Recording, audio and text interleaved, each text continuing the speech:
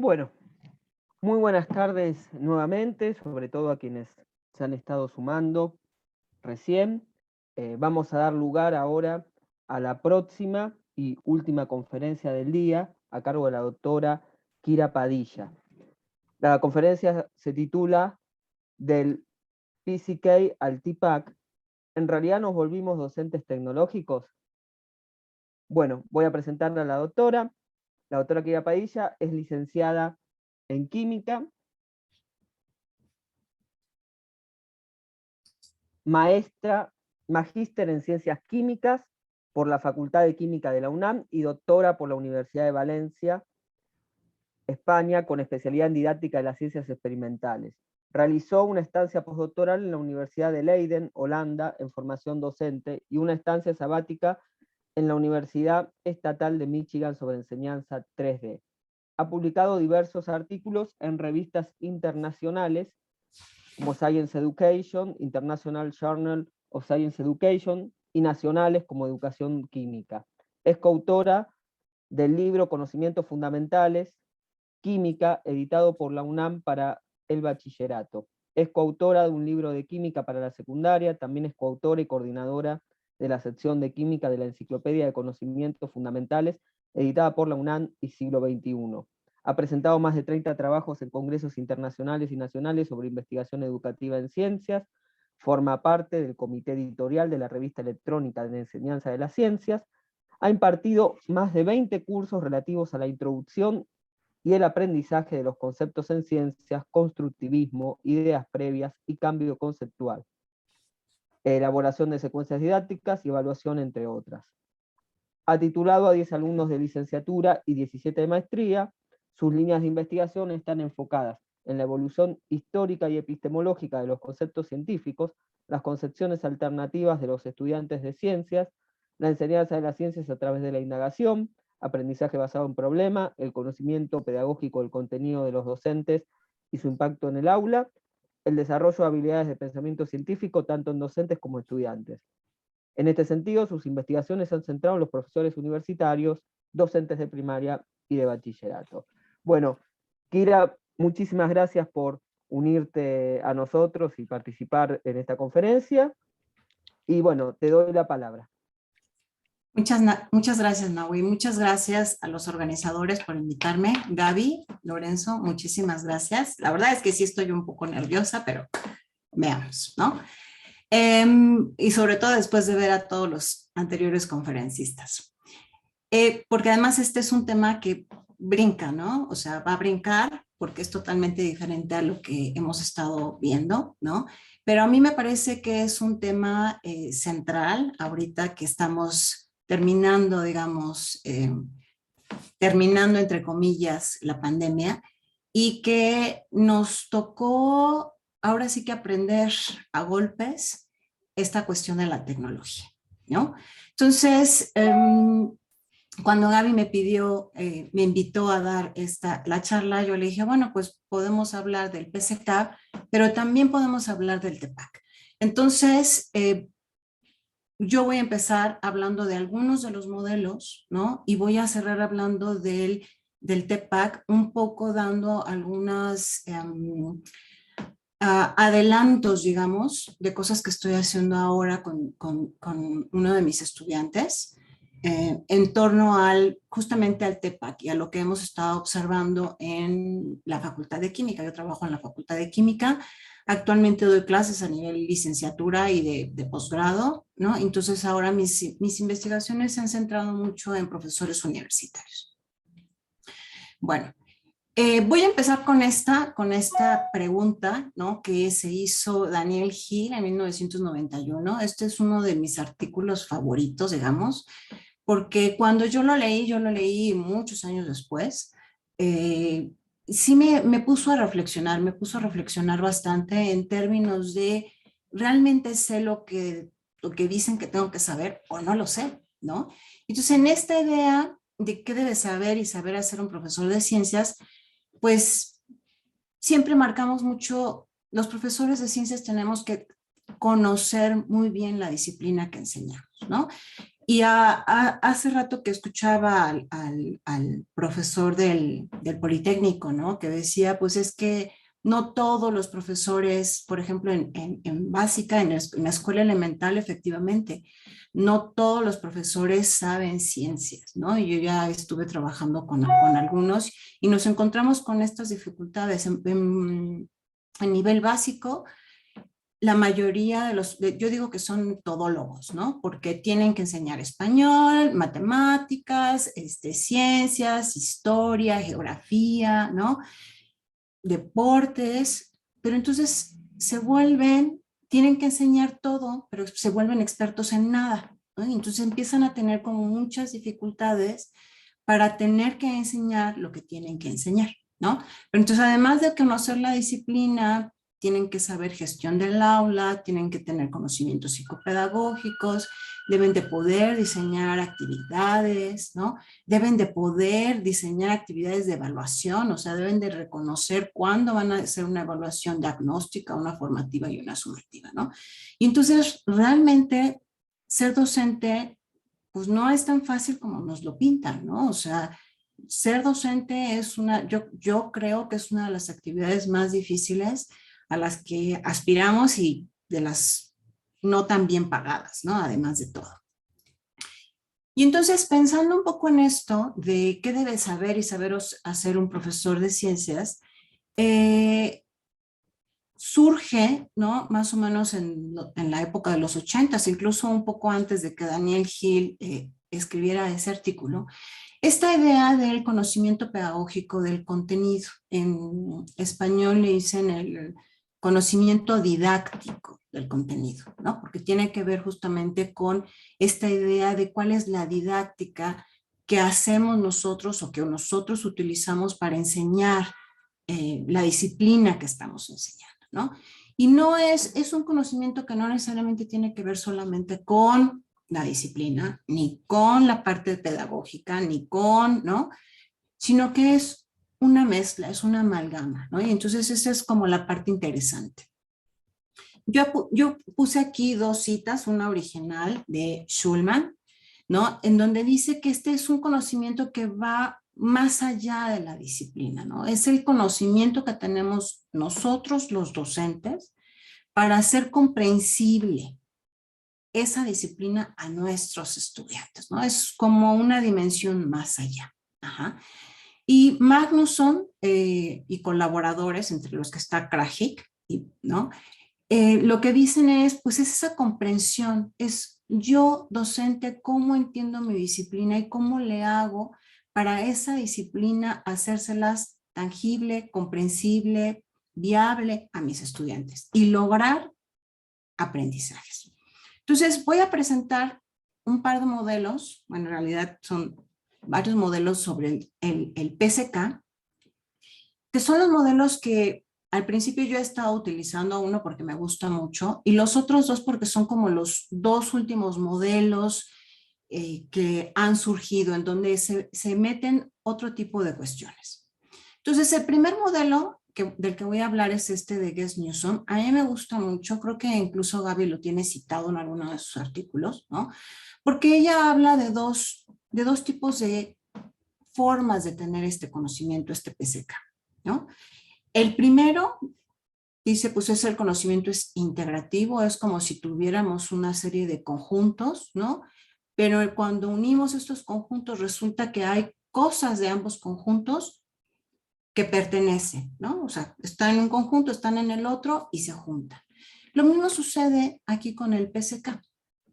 Lo que estamos diciendo es que el PCK se forma de tres conocimientos base, que es el conocimiento disciplinar, el conocimiento pedagógico y el conocimiento de contexto. El contexto entendido en yo cómo reconozco a mis estudiantes, las dificultades escolares, las dificultades de mis propios estudiantes en su contexto sociocultural, ¿no? Y todo este conjunto de cosas, lo que los junta, pues es justamente el PCK. Uh-huh. Pero un poco lo que dice Julie Guess-Newsom es que algo tiene que suceder para que este conocimiento que digamos pues está separado, pero al mismo tiempo unido por ciertas características, se transforme en un nuevo conocimiento que tiene sus propias características. Y lo que me gusta de este artículo es justamente que ella lo que hace es hacer una analogía química. Ella lo que dice es, nosotros podemos tener en un contenedor, ¿no?, hidrógeno molecular y oxígeno molecular, los podemos tener ahí y ahí están, ¿no? Es una mezcla en donde tanto el hidrógeno como el oxígeno tienen sus propias propiedades, sus propias características, ¿no? Pero cuando hacemos que estas dos sustancias reaccionen, es decir, podemos dar como un chispazo, generamos algo totalmente nuevo, algo que es independiente de las otras dos sustancias de partida. Es decir, lo que estamos diciendo es el conocimiento didáctico de contenido, o el PCK, ¿no?, es un conocimiento independiente que sí se nutre, que sí tiene que ver con el conocimiento disciplinar, con el pedagógico, con el de contexto, pero es algo totalmente nuevo, ¿no? Y que los profesores, al final de cuentas, lo vamos desarrollando. Podemos tener un PCK intuitivo, ¿no? De, pues si no estudié pedagogía, pero me gusta dar clases, pues voy aprendiendo cosas, ¿no? O podemos estar formados en la parte didáctica y que este conocimiento pedagógico de contenido pues nos sea más fácil, pues tanto de comprender como de llevar a la práctica. Otro modelo que es con el que yo he trabajado y en algún momento trabajé junto con el doctor Andoni Garritz, es justamente este de Park y Chen, pero este modelo se basa en un modelo lineal que es el de Magnusson. Este modelo toma como base para el conocimiento pedagógico de contenido, o lo que dice, este conocimiento pedagógico de contenido está formado por 5 componentes centrales: la orientación hacia la enseñanza, el conocimiento del currículum, el conocimiento de la evaluación, el conocimiento de los estudiantes, y el conocimiento de las estrategias, ¿no? Y entonces todas estas cosas están interrelacionadas, y no solamente están interrelacionadas, nutren al conocimiento pedagógico de contenido a través de un proceso de reflexión. En este caso, Park y Chen proponen 2 momentos de reflexión. Un momento que es la reflexión durante, ¿no?, la práctica, y la reflexión posterior a la práctica, ¿no? Entonces ellos dicen, pues nosotros estamos todo el tiempo trabajando estos 5 componentes, y cuando hacemos el proceso de reflexión es cuando realmente estamos transformando nuestro PCK. Me voy a enfocar ahora en estos 2 últimos modelos. Este modelo surge, que es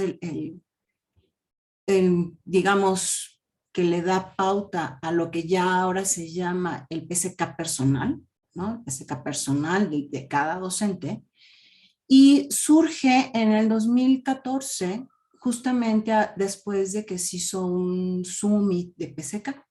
Y entonces en este summit se discutió principalmente, pues, cuáles eran los conocimientos base, ¿no?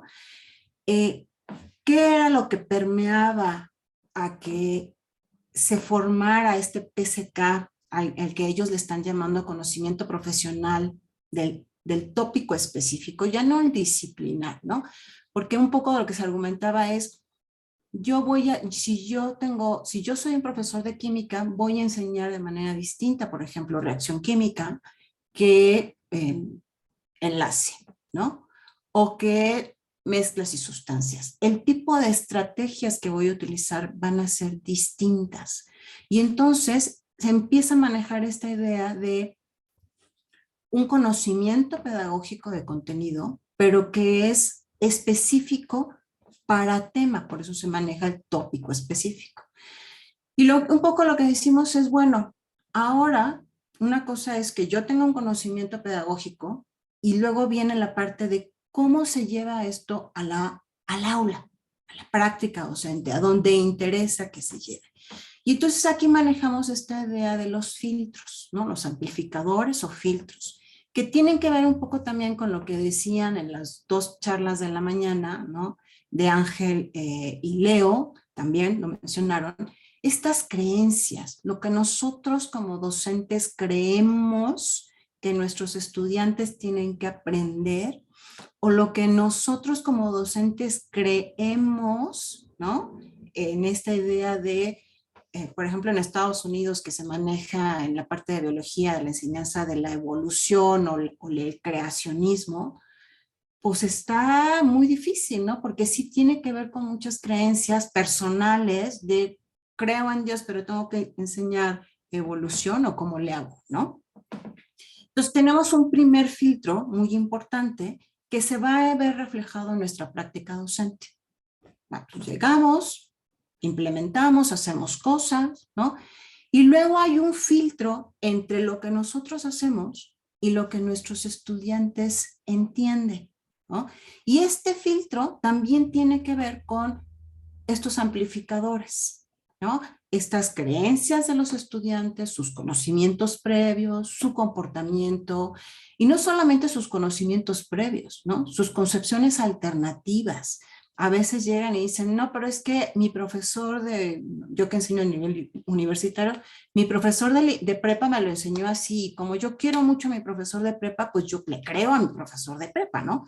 Entonces dices, híjole, pues ¿cómo le hacemos, no? O sea, están estos filtros, y entonces decimos, pues al final hay que trabajarlo de tal manera que nos tenemos que dar cuenta nosotros mismos como docentes, primero, cuáles son nuestros propios filtros y amplificadores, y luego, cuáles son esos filtros y amplificadores que tienen los estudiantes y que les van a impedir adquirir o tener, ¿no? Adquirir, yo digo, o construir, a mí me gusta la palabra construir, construir sus aprendizajes, ¿no? Entonces, a partir de este modelo, en el 2018 se vuelve a hacer un summit de PSK y entonces ya no se habla nada más de este PSK personal que cada docente tiene, ¿no?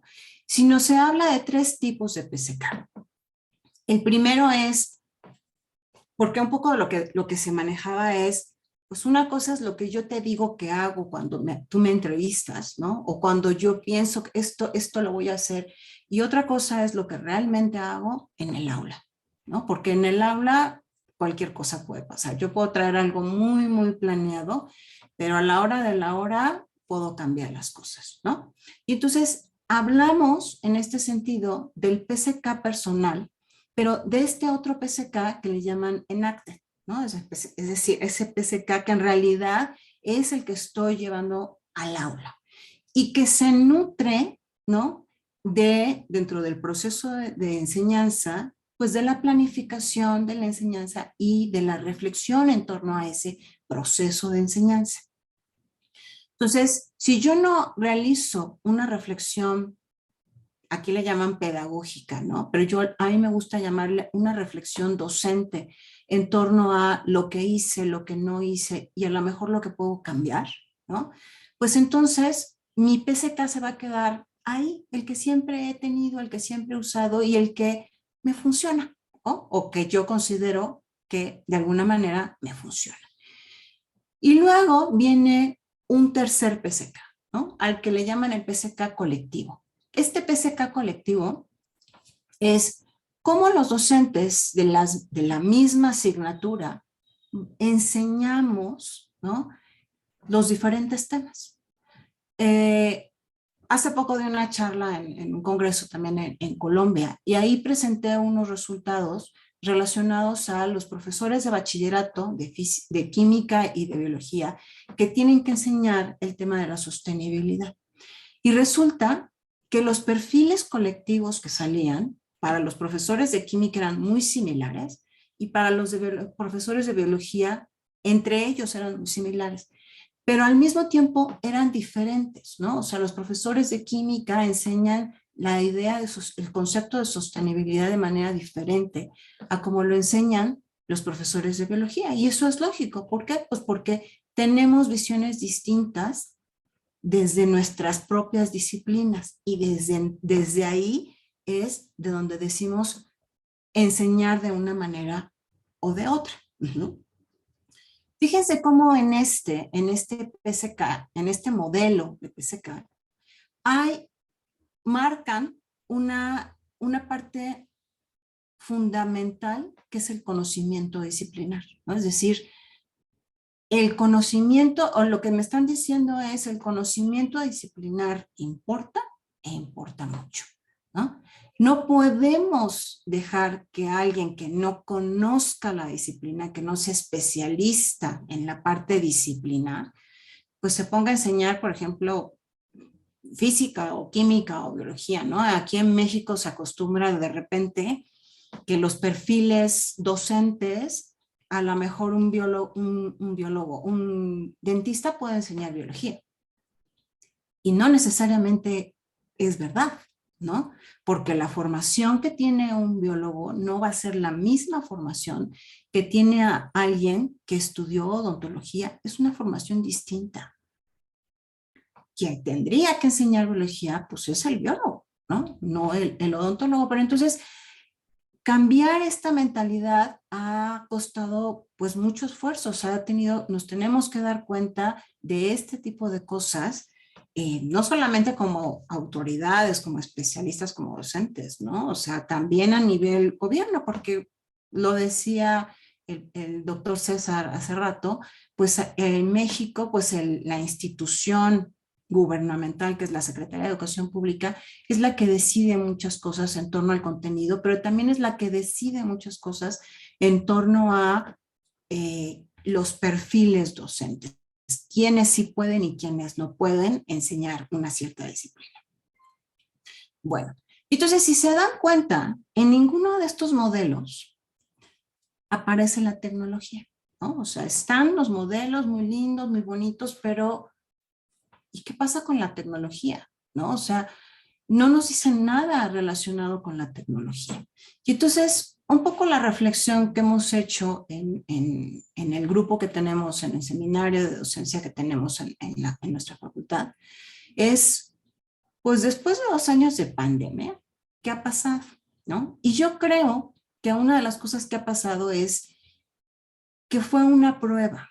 O sea, tenemos casi 2 años en donde nos pusieron un reto impresionante y en donde pues algunos lo han hecho mejor que otros, ¿no? Así de simple. Es decir, nos han forzado a utilizar las tecnologías en la enseñanza, no digo para la enseñanza, en la enseñanza, porque nos dijeron, hoy ya te vas a casa sin decirnos nada y la semana siguiente ya tienes que seguir dando clases y arréglatelas como puedas, ¿no? Y entonces en de arréglatelas como puedas, pues nos hemos tenido que ir adaptando, ¿no? Entonces hemos dado clases síncronas a través del Zoom, a través de Webex, el Meet, etcétera, ¿no? Hemos planeado actividades asíncronas, ¿no? Nos hemos hecho especialistas en el Classroom, en el Teams, en el Moodle, en el Edmodo, ¿no? Y luego viene otro problema, que ha sido un problema que desde mi perspectiva ha sido central, la evaluación, ¿no? Kahoot, Moodle, Socrative, son formularios del Google, ¿no?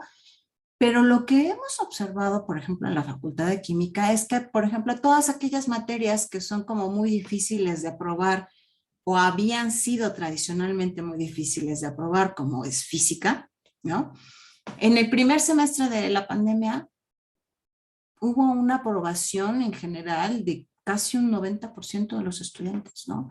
Y uno decía, ¿y qué pasó? O sea, ¿realmente nos volvimos mejores docentes usando tecnologías, las TICs, o no?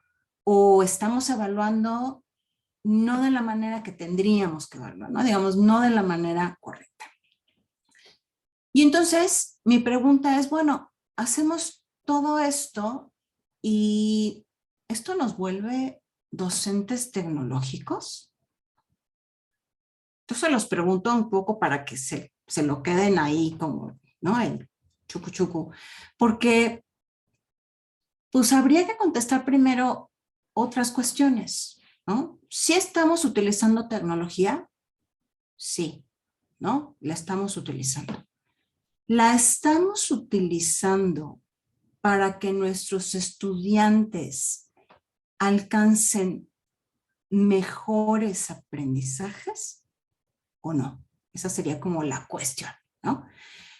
Y entonces les voy a poner un videíto y espero que se rían porque está muy chistoso, ¿no? Y ustedes me dicen si se sienten, si creen que sí es así o no es así. El boliche se juega en una mesa que debe tener algo así como 20 metros de largo. Bueno, quizá un poco más, un poco menos. De todos modos, al final de la mesa hay 10 pinos. Y el objetivo del juego consiste simplemente en derribar esos pinos con la bola. O sea que gana el juego el que derriba más pinos. ¿Entendiste? Sí. ¿Qué opinan? Yo a veces así me siento con mis alumnos, ¿no? Porque uno pregunta, ¿y entendieron? ¿Y dudas? No, ¿no? Todo es maravilloso, ¿ok? Pero entonces tenemos un problema, eso es un problema de comunicación, ajá, que es justamente lo que yo les decía, esos filtros, ¿no? Nosotros podemos estar sintiendo que lo estamos explicando de la mejor manera, pero los filtros o amplificadores llegan a los estudiantes de otra manera, ¿no? O sea, entonces ellos entienden las cosas de otra manera. Y eso es lo que tenemos que pensar. Uh-huh. Luego, yo me acuerdo que hace un par de años, mi hermana también es química, ella trabajaba justamente en el Politécnico, y hablando de esto de las TICs y eso, ella me decía, no, yo soy una docente tecnológica, ¿no? Mi hermana me lleva más o menos 10 años. Yo le decía, ¿por qué? Porque uso PowerPoint. Y entonces esa es una idea distorsionada que tenemos los docentes, que por utilizar PowerPoint somos docentes tecnológicos, ¿no? Se los dejo ahí. Y entonces lo que hemos observado en este proceso de pandemia, en donde nos hemos visto forzados a, ¿no? Pues si bien nos va, utilizamos solo PowerPoint y entonces damos la clase como charlas, ¿no? En donde si al estudiante entendió bien y si no entendió, pues da ni modo, ¿no? Me enteré de casos en donde los profesores pues tienen su pizarrón atrás, lo proyectaban y daban clases, más o menos como la foto de inicio de la presentación, ¿no? O en el peor de los casos, escaneaban sus apuntes, se los proyectaban a sus estudiantes y con base en eso daban su clase, ¿no? Pues ni entendiste, bien, y si no, también. Hubo otros casos que se negaron tanto a usar la tecnología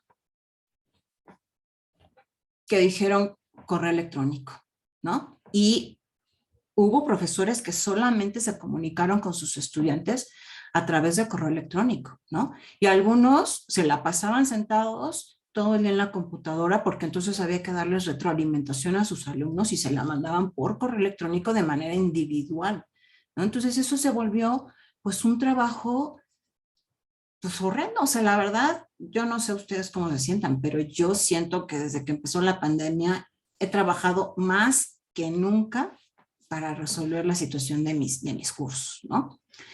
En la facultad nos pidieron en casi todas las asignaturas, si no es que en todas, teorías y laboratorios, que hiciéramos videos, ¿no? Porque, pues, pobrecitos muchachos, no tienen acceso, etcétera, etcétera. Entonces, todos hicimos videos y hubo profesores que decidieron, pues vean los videos, ¿no? Vean los videos y yo los evalúo con base en el temario, ¿no? Y san se acabó. Y entonces aquí viene la pregunta, ok, estamos usando tecnología, ¿no? Porque no nos queda de otra. Pero, ¿cómo tenemos que utilizar esa tecnología para ser docentes tecnológicos, ¿no? Entonces, un poco cuando empecé esta investigación con mis alumnos, El boliche se juega. ¿no? Dijimos, bueno, tecnología, ¿cuál tecnología? ¿No? Y entonces empezamos a dividir la tecnología en dos grandes grupos, ¿ok? Una tecnología general, ¿no? Que es toda aquella que puedo usar independientemente de la disciplina. Ajá, entonces aquí entra el Zoom, el Webex, el Classroom, el Moodle, el Kahoot, el Socrative, ¿no? Las encuestas, etcétera, etcétera. Es todo aquello que me ayuda a mí como docente a transmitir, estoy poniendo entre comillas, el conocimiento, ¿no? O a evaluar, ajá, pero no necesariamente me ayuda a que mis estudiantes alcancen una mejor comprensión del contenido disciplinar. Uh-huh. Y entonces viene la segunda parte, que es las tecnologías específicas, ¿no? Es aquellas que realmente me sirven para lograr una mejor comprensión o me ayudan o me apoyan para que mis alumnos logren una mejor comprensión de los aprendizajes. Y ahí algunas incluso me permiten desarrollar habilidades de pensamiento científico. Uh-huh. Yo ahora, pues estoy queriendo meter esta idea de la instrucción 3D, porque me parece que hay cosas de la instrucción 3D que no estamos logrando en América Latina, pero que tienen que ver justamente con esto del desarrollo de las prácticas científicas e ingenieriles, ¿no? En la parte de argumentación, los contenidos transversales, que eso también son muy importantes, ¿no? Pero dentro de estas aplicaciones, de estas apps tecnológicas, por ejemplo, están las simulaciones, en teoría, las simulaciones que podemos utilizar en el laboratorio, ¿no? Y yo aquí puse dos ejemplos, el PET, que es el de la Universidad de Colorado, que es como el más utilizado, uh-huh. Y este otro que es el Chemical Thinking, yo no sé si algunos lo conozcan, pero es una página justamente de la Universidad de Arizona que maneja el doctor Vicente Talancar y que está muy interesante, ¿no? Porque efectivamente tiene simulaciones que son tópico específicos, ¿no? Pero que depende mucho de nosotros como docentes qué hagamos con ellas, ¿no? Entonces, ahorita decimos, bueno, tecnologías, ya tengo dos grandes grupos de tecnología que puedo utilizar, ¿no? Y entonces, si utilizo solamente las generales, soy docente tecnológico. Si utilizo ambas, soy docente tecnológico. Yo no se los voy a contestar, ustedes se los tienen, como con mis alumnas de maestría, ustedes contesten, ¿no? Entonces, aquí depende mucho de cómo utilicemos estas tecnologías específicas, ¿no? Las podemos utilizar para fomentar la reflexión y que nuestros estudiantes piensen y hagan análisis de datos y grafiquen y hagan un montón de cosas, ¿no? O podemos decir, pues se las muestro, les cuento y les pregunto, ¿no? Que hagan lo que ellos consideren. Quise meter esta diapositiva porque uno de nuestros estudiantes de maestría, todavía en el 2014, decidió hacer su tesis utilizando justamente tecnologías de la información. Y entonces él lo que hizo fue hacer como una clasificación de las diferentes tecnologías. Él hizo su tesis en enseñanza del modelo corpuscular, utilizó mucho el Facebook, ajá, pero dijo, bueno, yo tengo diferentes aplicaciones, de hecho ya muchas de estas han evolucionado, ¿no? Y otras se han quedado en el camino, ¿no? Pero dice, él lo que dijo fue, yo puedo hacer una clasificación dependiendo de las metas que quiera, ¿no? De si quiero que hagan como algo más activo, ¿no? Algo más auténtico, trabajo colaborativo o un trabajo constructivo. Uh-huh. Y entonces, se las quise poner esta diapositiva porque en su momento me pareció algo muy interesante, ¿no? En esta manera de empezar a clasificar las tecnologías, ¿no? Por ejemplo, aquí en la parte del colaborativo, pues mete al PET, ¿no? Y también en la parte de la construcción, pero vuelvo a lo mismo. Sí, solo sí, ¿no? Hagamos un trabajo constructivo con ese tipo de aplicaciones o simulaciones, ¿no? Si no lo hacemos, pues se va a quedar en nada. Entonces, ahora sí me voy a meter a hablar de esta idea del Technological, Pedagogical and Content Knowledge, ¿no? Es el conocimiento tecnológico, pedagógico y de contenido. Surge justamente en el 2006, más o menos, como una necesidad como para empezar a tratar de entender cómo los docentes estaban haciendo uso de las diferentes tecnologías para la enseñanza. Y aquí vuelvo a decir, ¿y cuál tecnología? ¿No?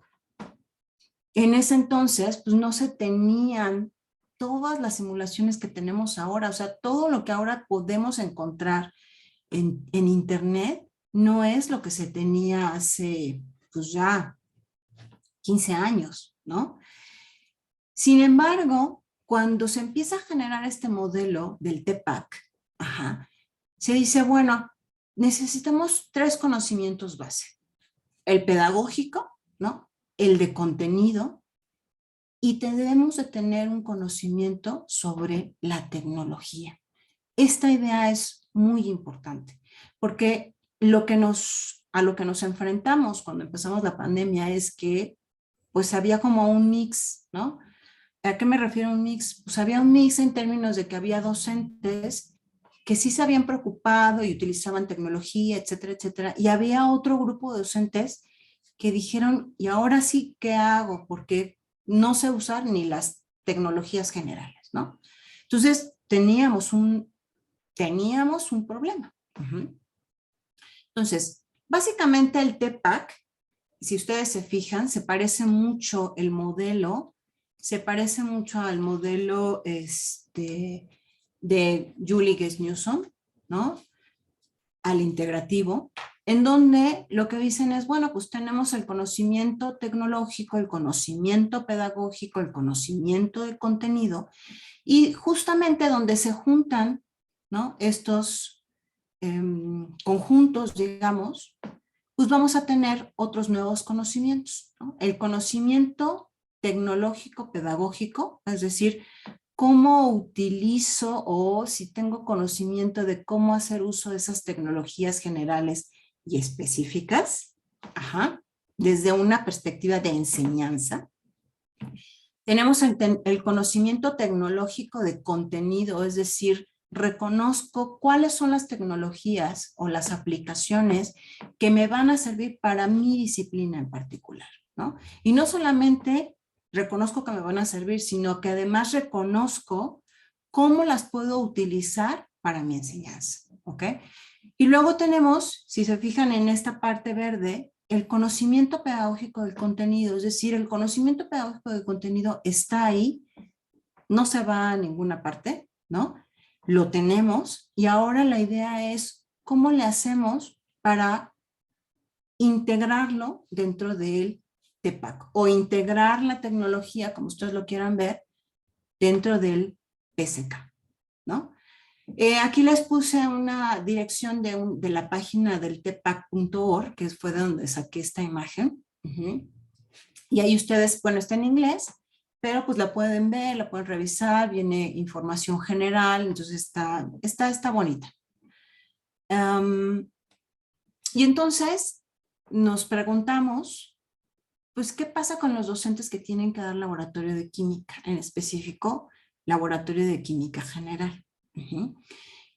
Porque estamos en una facultad de química, estamos formando profesionistas de química y queremos que nuestros especialistas, nuestros profesionistas de la química tengan habilidades procedimentales, ¿no? De pensamiento que solamente pueden adquirir en el laboratorio, ¿no? Entonces las preguntas que nos hicimos así como a grosso modo en su momento fue, ¿qué están haciendo los profesores para impartir sus clases?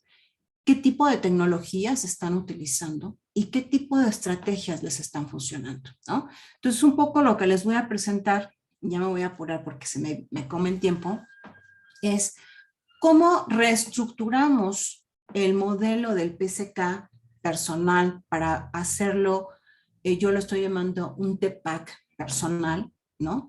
En términos de, pues tuvimos que rehacer un conjunto de preguntas y a la hora de hacer el análisis dijimos, bueno, pues nos están apareciendo diferentes componentes que aparecen en el modelo del PSK, pero también relacionadas con la parte tecnológica, ¿no? Y entonces es las orientaciones, el conocimiento del plan de estudios, el conocimiento de los estudiantes, la parte de la evaluación que ahora sí se volvió central, ¿no? La parte de las estrategias instruccionales, ¿qué hicieron los docentes para, pues ahora ya no puedo hacer una práctica, pues en el laboratorio, ¿qué hago? ¿Cómo transformo lo que tengo que hacer? Que ya no lo puedo hacer en el laboratorio, pero lo tengo que hacer a distancia, ¿no? Esta idea de las clases en línea, ¿no? ¿Qué herramientas tecnológicas utilizaron? Y sobre todo esta última parte que no la habíamos pensado, pero que empezó a aparecer en las entrevistas, la actitud de los docentes, pero no solamente la actitud de los docentes, sino lo que ellos percibían en torno a las actitudes de los mismos estudiantes. Entonces, pensando en eso, yo les puse aquí una tabla como muy general en torno a justamente estos diferentes componentes, ¿no? Y las diferentes dimensiones que estamos evaluando con estos componentes, ¿no?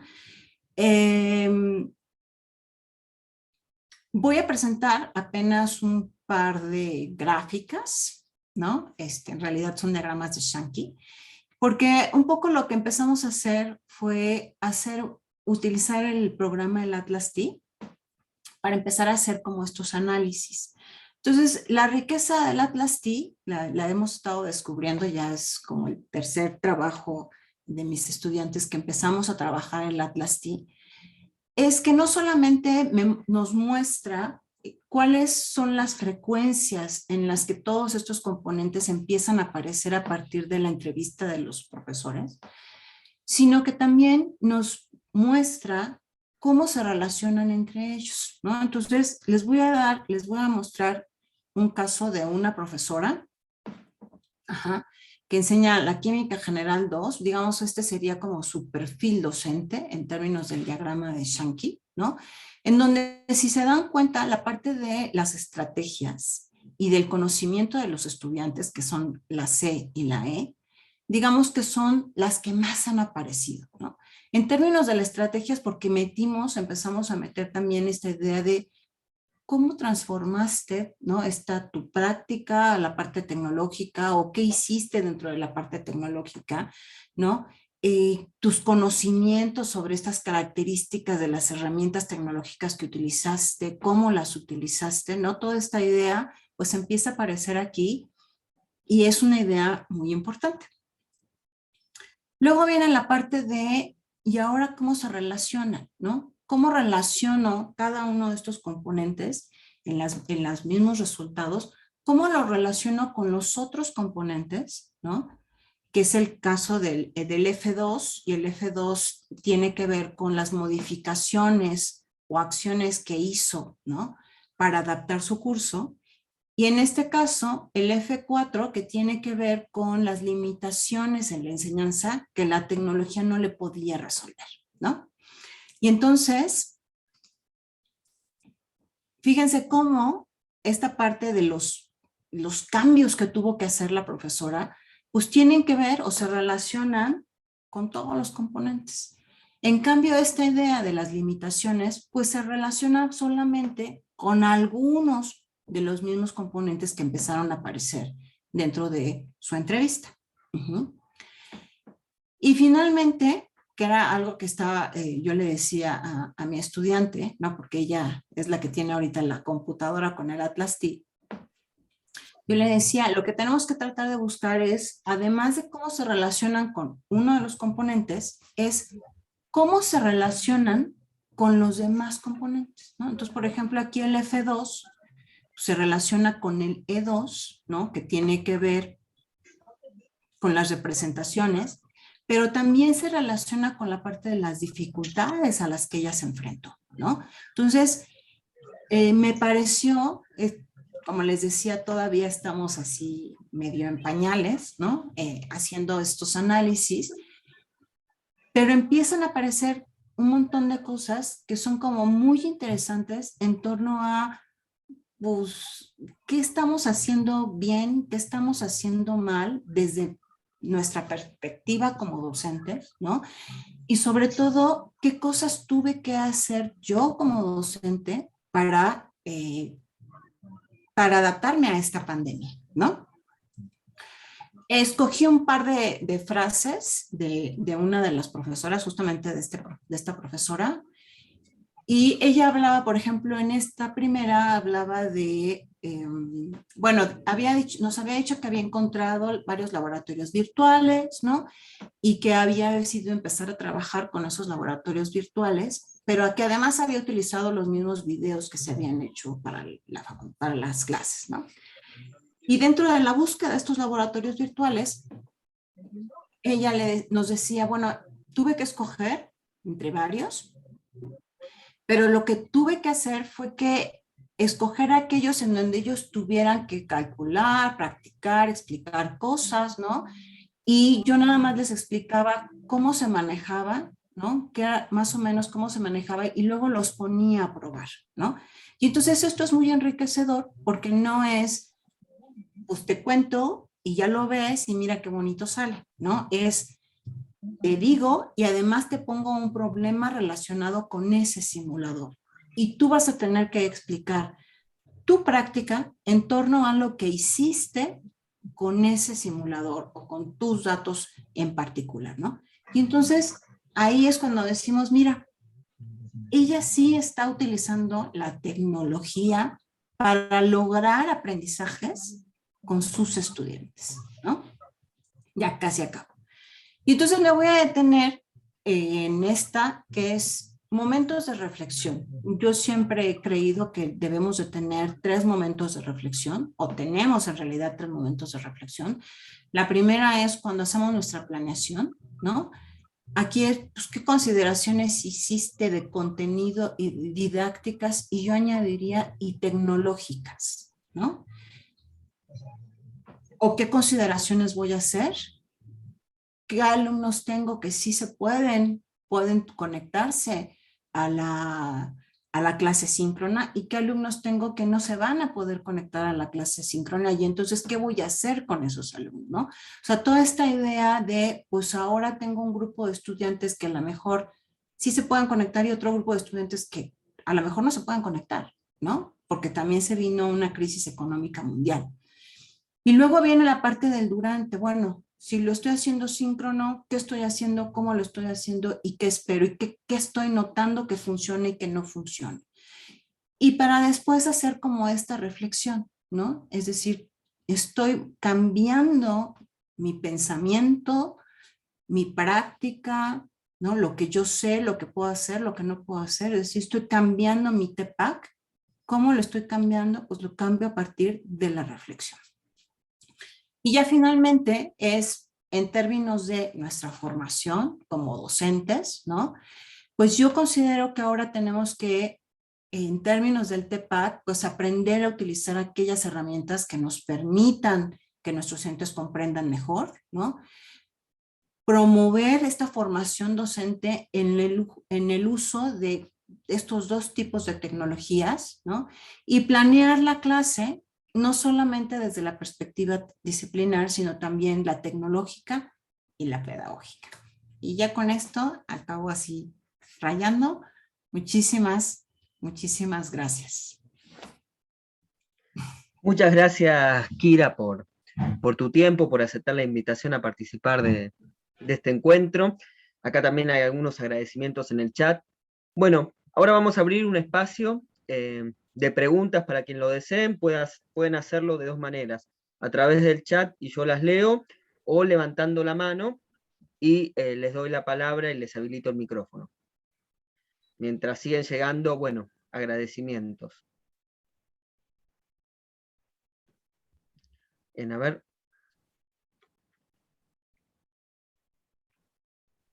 Seguimos teniendo, bueno, agradecimientos de Virginia, Marta, Alicia, Gaby Gabriel. levantó la mano. Gaby, Me dio miedo. Gaby tiene una palabra, una pregunta. Dale, Gaby, adelante.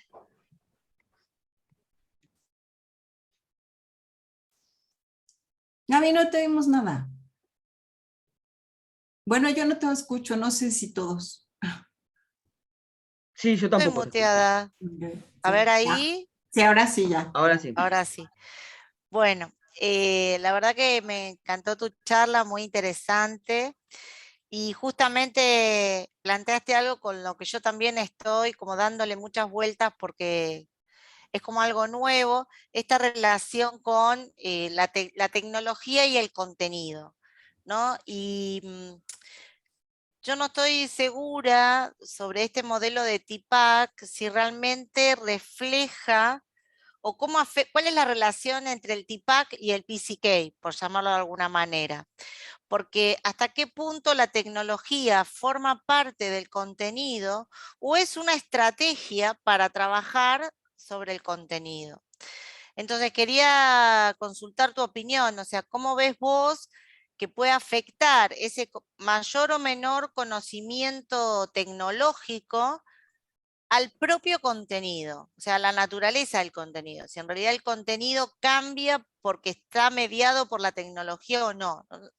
Ni la pregunta me queda demasiado clara a mí tampoco, pero No, bueno, pero a ver qué me creo decís. que sí te entendí, ¿no? Pero yo creo que el contenido no cambia, ¿no? Lo que cambia son el tipo de estrategias de las que podemos utilizar. Ajá. De hecho, un poco lo que hice yo con mi alumna, ¿no? Fue en realidad tomar, por eso les presenté estos primeros modelos del PSK, porque en realidad nos agarramos de esos modelos justamente porque para mí el conocimiento tecnológico pues puede ser esta idea como muy general, ¿no? O esta idea como más particular. Y ese es más difícil, ¿no? Porque son simulaciones. Y entonces las simulaciones nos ayudan a nosotros a que nuestros estudiantes, como estrategias para que nuestros estudiantes comprendan mejor, ¿no? En principio. Ahora sí que poniéndole el sí y solo sí, ¿no? Hagamos buen uso de ellas, porque si no le pongo el es el sí, solo sí, pues se queda como, pues como una aplicación más, como una simulación más, ¿no? Entonces, pero yo creo que ahora con la pandemia se vino la necesidad, o sea, no solamente tengo que aprender las herramientas generales, sino que también tengo que aprender, si quiero, ¿no? Si me interesa que no me pase lo que al Chavo del Ocho, ¿no? Pues las particulares, ¿no? Porque ya no, o sea, a mí, por ejemplo, me encanta en el aula poner a los chavos a trabajar en equipo y a ver, muevan sus sillas, y, ¿no? Y les llevo materiales, hacemos cosas. Y ahora, pues fue muy complicado, ¿no? Porque entonces los parto en el Zoom por grupos y de repente me metía a un grupo y están todos callados, ¿no? Yo decía, bueno, ¿y ustedes qué están haciendo? ¿No? O sea, la tecnología me impedía a mí visualizar de manera general esta actividad por equipos que para mí es súper importante con mis alumnos, ¿no? Pero me permitía hacer otro tipo de cosas que a lo mejor no tan fácilmente hubiera hecho si estoy en el aula. Aquí, nosotras en el seminario, ¿no? Al que te invitamos, nos preguntábamos, bueno, ¿y con qué nos quedamos? ¿No? O sea, ahora que regresamos a lo presencial, ¿con qué nos vamos a quedar? Y todas, algunas coincidíamos, otras no, ¿no? Pero todas al menos coincidíamos en que nos íbamos a quedar con una o dos cosas. Y yo creo que eso es importante también. ¿Qué nos dejó? ¿Cómo la llamamos? Como creo que nos dejó la pandemia o algo así, ¿no? Pues en este sentido, pues sí que nos dejó la pandemia para bien en términos de la enseñanza de nuestra disciplina. No sé si te contesté, Gaby. Muchas gracias. Sí, digamos, parafraseando en lugar lo que la pandemia nos dejó, ¿no? En vez de lo que el viento se llevó, lo que la pandemia nos dejó. Sí, para seguir aprendiendo también. Quedan como muchas preguntas y muchas ideas para investigar. Muchas gracias, Kira. No, de que a ti, Gaby. Uh-huh. Muchísimas gracias a ambas. Acá tenemos un comentario de Linda Rivera que dice: gracias por las excelentes conferencias. Me gustaría que compartan recomendaciones o experiencias relacionadas a cómo adaptar las evaluaciones a la enseñanza remota, pues comparto con la conferencista, que es un gran reto. Gracias. Sí, yo creo que en esta parte de la evaluación, ¿no? Yo he visto que hay profesores que utilizan el Kahoot o que utilizan el Socrative, ¿no? Un poco como para ahí mismo en línea y los chicos también para mantenerlos participando, ¿no? Para mantenerlos interesados. Y entonces también uno va evaluando si están comprendiendo o si no están comprendiendo, ¿no? Incluso yo he utilizado aquí en el Zoom, me parece que esta opción de encuestas, ¿no? Que de repente a ver, quiero ver esto, ¿no? Rápidamente les hago la encuesta y se las paso, ¿no? Y entonces ya ahí veo, y ahí me detengo, digamos, ¿no? Y entonces el Kahoot y el Socrative sirven también un poco para eso. Ajá. En términos de, pues si queremos hacer evaluaciones como más sumativas, que no se copien, que no pasen, ¿no?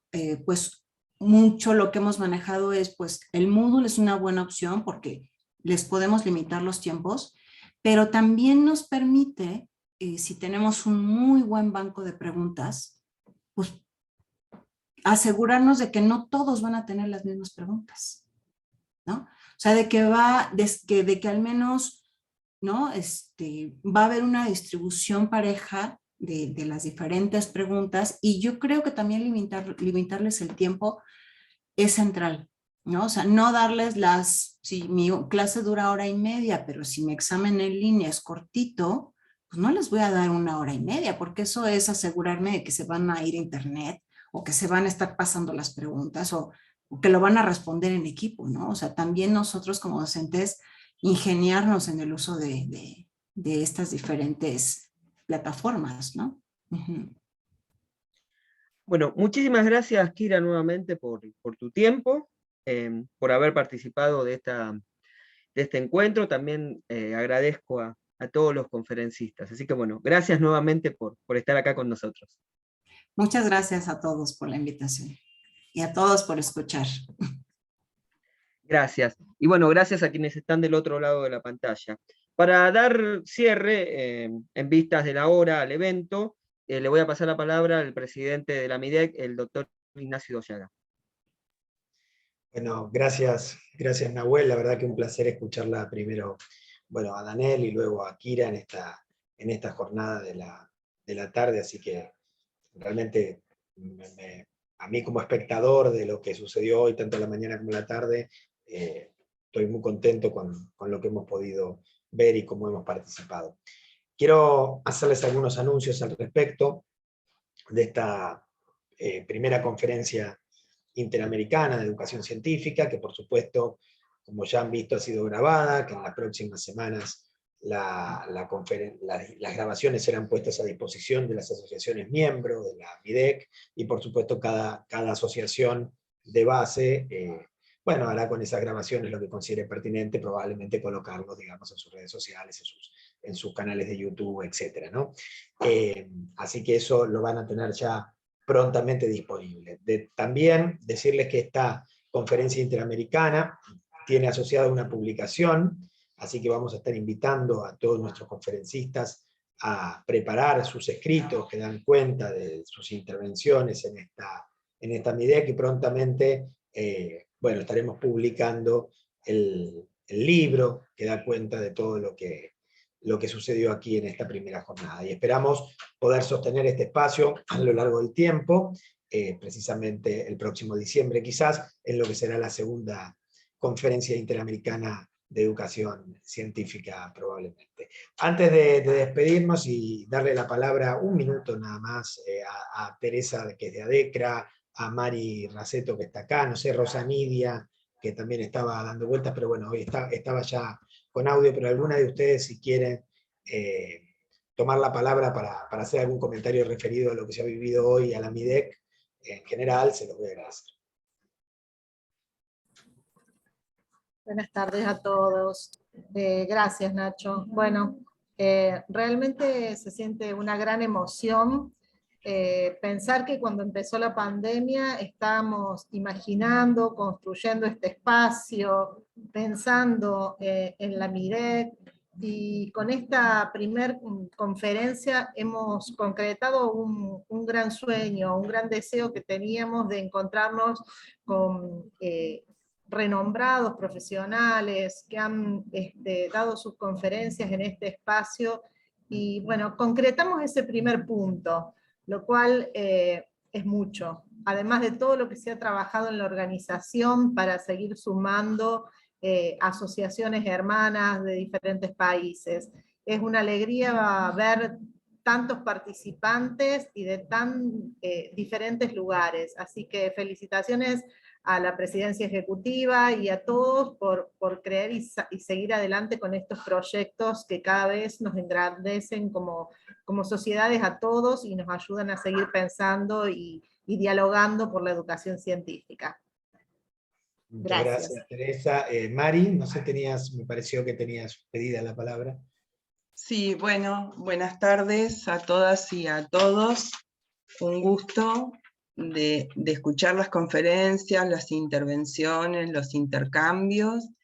Y bueno, saludar este tipo de eventos, esta organización, la MIDEC, como una estrategia, digamos, conjunta, que apunta a un trabajo colaborativo entre las asociaciones de profesores en ciencias interamericanas, ¿no? Me parece que es una estrategia con proyección a futuro, que nos permite un desarrollo colaborativo, autónomo, crítico, en contexto y situado, ¿no? Recuperando estas prácticas de enseñanza y de investigación en el campo de la enseñanza científica, digamos, ¿no? Bueno, saludarlas a todas y a todos, desear desde la Asociación de Docentes de Biología un buen año, que nos encuentre con energías renovadas para afrontar el contexto, ¿no?, de pandemia que, bueno, estamos atravesando. Así que un fuerte abrazo y un gracias para todos. Bueno, muchísimas gracias, Mari, también por tus palabras. Creo que con esto ya estamos por lo menos en hora como para ir cerrando así puntualmente el espacio. Así que volver a agradecerles a todas y a todos, volver a comentarles que tendrán acceso a los videos, que esto será prontamente publicado también en formato, digamos, papel, para los que puedan leer y demás.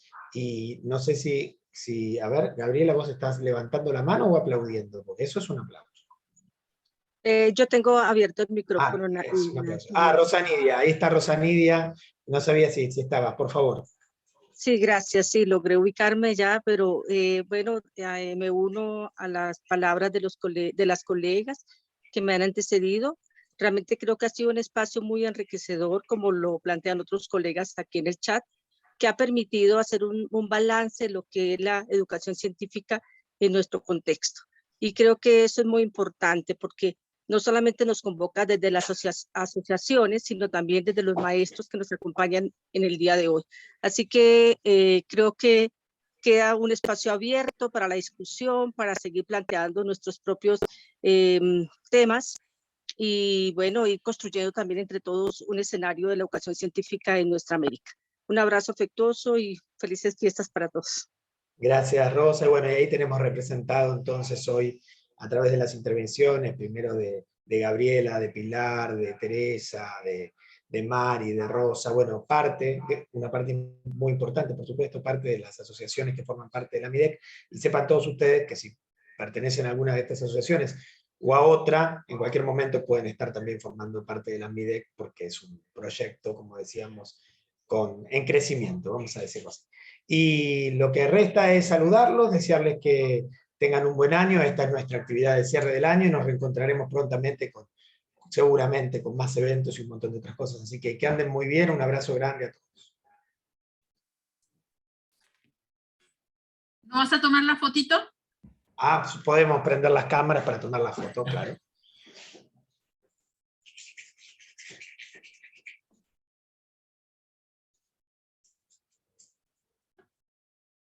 Ahí tenemos ya casi todos los cuadraditos.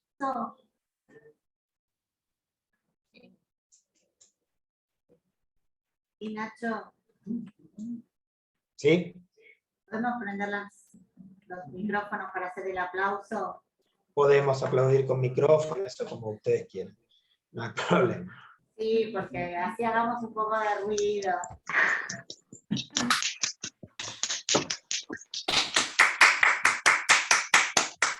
Como vimos esta mañana.